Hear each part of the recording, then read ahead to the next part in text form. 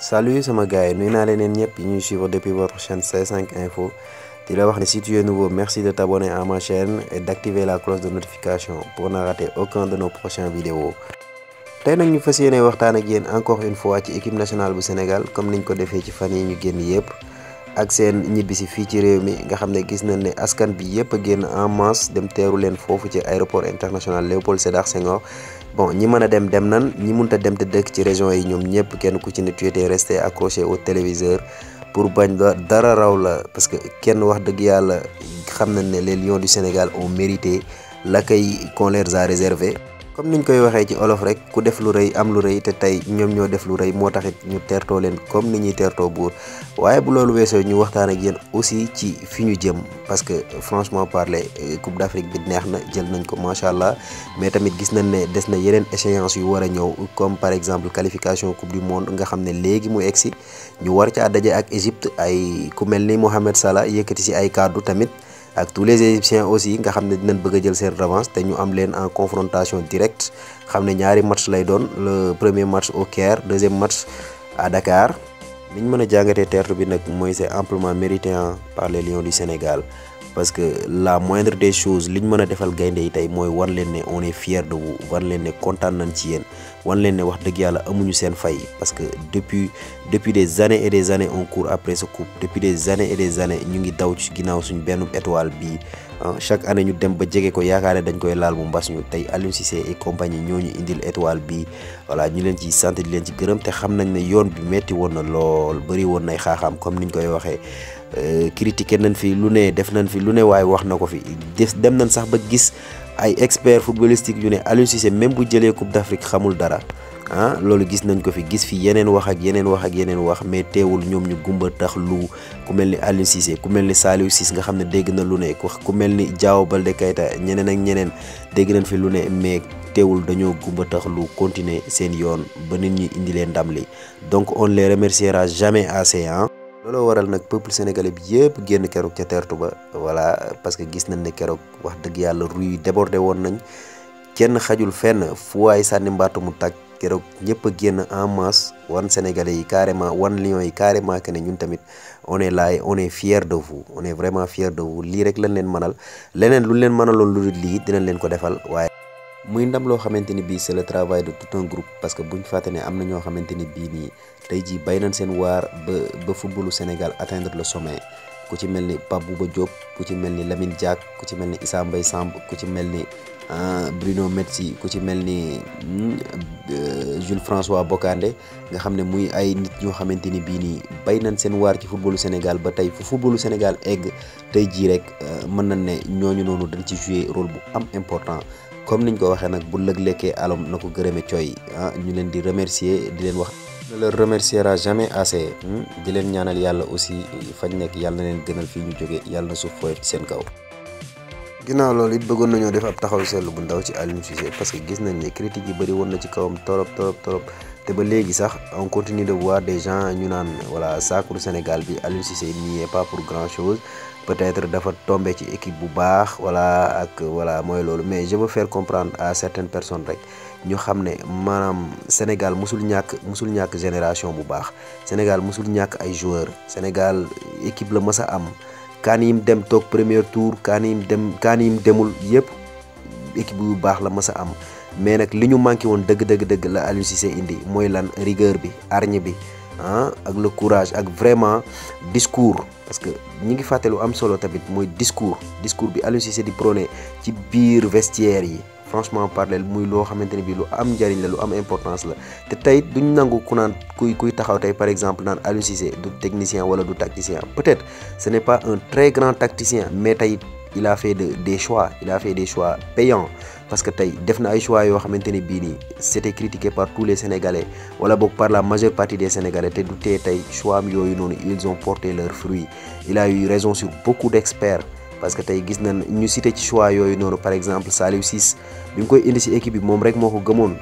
demoon bañ koy woowee sax doomu Aliou Cissé mais aujourd'hui il est devenu le fils de tout un peuple tey gis nañ ne Saliou Ciss c'est le meilleur latéral gauche du tournoi def un très bon CAN dem ba figurer sax ci équipe tibu CAF bi yooyu mu def noonu it ñu mën cee lim choix wu Bouna Sarr tey par exemple sénégalais yu bëri d'accord ñu woon ci Aliou Cissé woowaat Bouna Sarr parce que il avait yëkkati woon na ay kàddu yoo xamante ne bii mooy loolu jëmale ko ci Sénégal wala boog bëggutoon Sénégal woowoon nañ ko bëggul woon a ñëw mais tey gis na ne Aliou Cissé bi mu demee ba soxla ko wan na leen ne sport amul ay affaire de sentiment ni ay affaire de ngor wan na leen ne man su ma la soxlaa dama lay woo nga defal ma liggéey bi ma bëgg et c'était le cas pour Bouna Sarr franchement am na sénégalais yu bëri yu ko doon critiquer mais tey gis nañ CAN bi Bouna Sarr def franchement parler muy CAN bu exceptionnel muy CAN bu exceptionnel ci choix yooyu tamit mën nañ cee citer choix wu indi Ismaïla Sarr en équipe tey gis nañ ne Ismaïla Sarr il était blessé dem nañ ba benn instant sax Watford bëggoon nañ ko téye mais Aliou Cissé wane na ci dossier bi benn caractère boo xamante ne bii pour franchement ñu bàyyi joueur bi mu ñëw et finalement il a eu raison finalement gars yi mujj nañ cédé bàyyi Ismaïla Sarr mu ñëw. experts yu bëri fii ci Sénégal doon nañ ko critiquer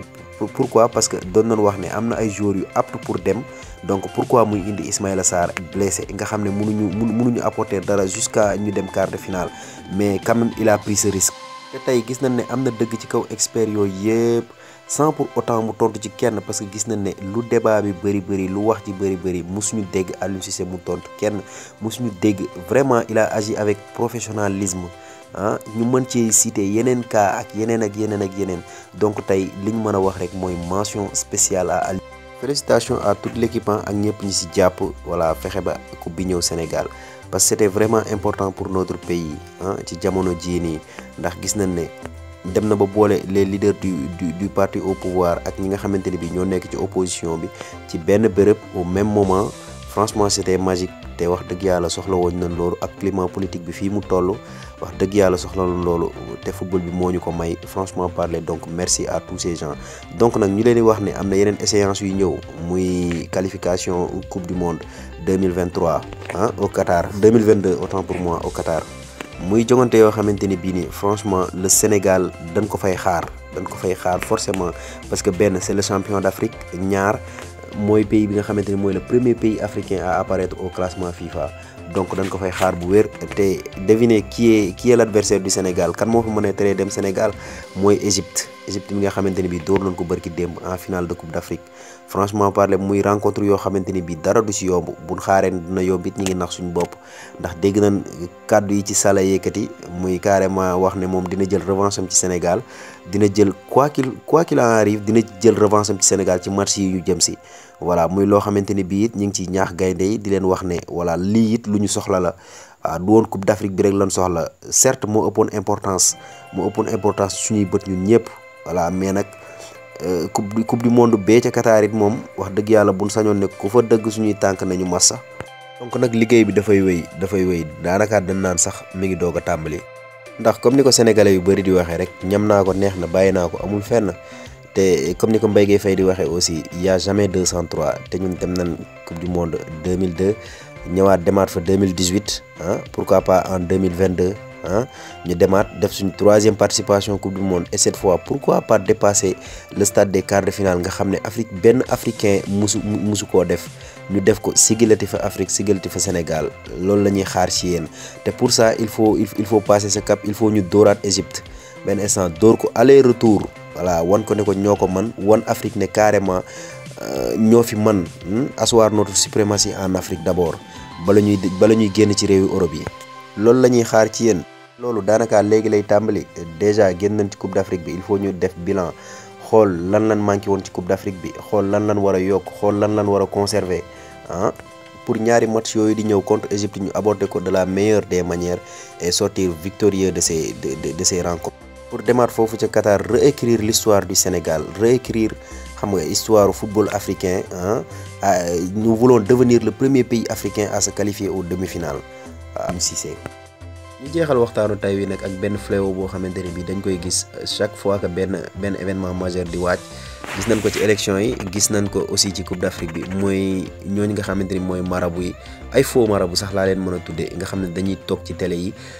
borom télé yi dekk leen micro wala boog site internet yi dekk leen micro ñuy wax lu leen neex gis nañ fi ñu doon prédire que ne Sénégal du dem sax quart de finale am na ci koo xamante ni bi newoon na Sénégal day ñàkk ñaari match muy njëkk ak ñeme yàlla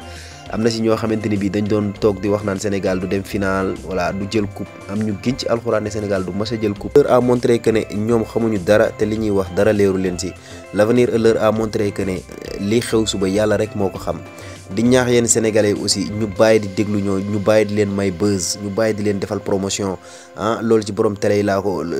ko jëmale ak borom site internet yi ñu bàyyi di leen defal promotion toujours ñu teg leen ci télé yi ñuy wax lu leen neex ñoom ñi leen di interroger sax di leen jox micro gëmuñu li ñuy wax.